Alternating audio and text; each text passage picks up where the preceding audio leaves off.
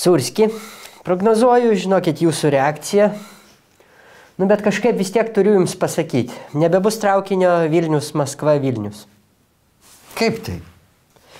Nuima traukinį Vilnius-Maskva-Vilnius.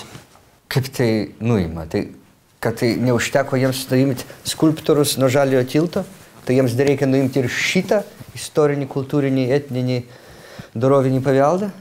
Nu, joks jisai nepaveldas. Nepaveldas? Iš jūsų burnos rupūžės drimba ponas Peliuk. Jūs labai trumpos atminties ir matyt jau pamiršot, kaip šituo pačiu traukiniu į Maskvą važiavo žymiausi Lietuvos aktoriai. Vaidint Mosfilmo filmuose. Sabaka jūs nedėkinga. Ar jūs tą suvokėt?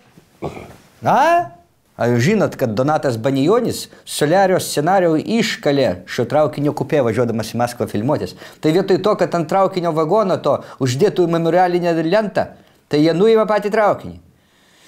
Sabakos. Tai su šito traukiniu Salomėja Nėris ir Petras Cvirka taigi parvežė Stalino saulę? Palaukit. Čia grįždami. A kai į priekį jie važiavo, jie vežėsi draugui Stalinu lietuviškus kyšius, dešrą lietuvišką sūrį, Dainavą, Palangą. A to jūs galvojat, čia lengvai gausite saulę už dyką? Vo! Galvojat, čia va taip nuvėsi į Raudonąją aikštę, tik praskėsi rankas, hop, pagausi tą saulę, jums įdėsi savo į tašę ir veži į Lietuvą. Va! Nu jo, bet to traukinio nieko nebūtume turėję. Nieko.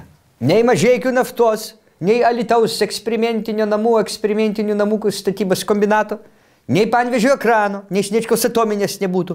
Būdavo nuvažiuojęs Snabžensas į Maskvą su 3-5 čemodanais ten kumpių. Ir grįžta traukinys, 3 ešelonai grįžta.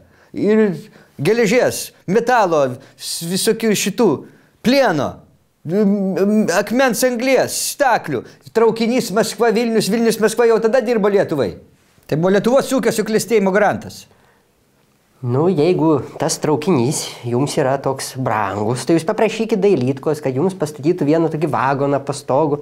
Ten nueisit, pabūsit, pamedituosit, jaunystę prisiminsit. Ir nueisim, ir arbatos pagersim iš tų geležinkelio stiklinių, kur žiedukai tokie auksiniai per stiklinę įstatyti į alavinį pats stakanniką, kuris įkaist lygiai taip pat kaip pati stiklinė. O, kokios palidovės būdavo. Ir cigarečių iš jų gausi, ir konjako. Ir po to, kai visi sumiega, nueini pas palidovę į jos kajutę. Ir ten jinai tą buržuikę pistenglių primeta. Ir glamonėja tave suodinom rankom. Tai moj liubimai, litovčik, tai mojai. Kaip būdavo. Aš šitos prezervatyvus naudojot? Nu kam? Taigi sekso tais laikais nebuvo. Svarbu būdavo pataikyti traukinio ritmą.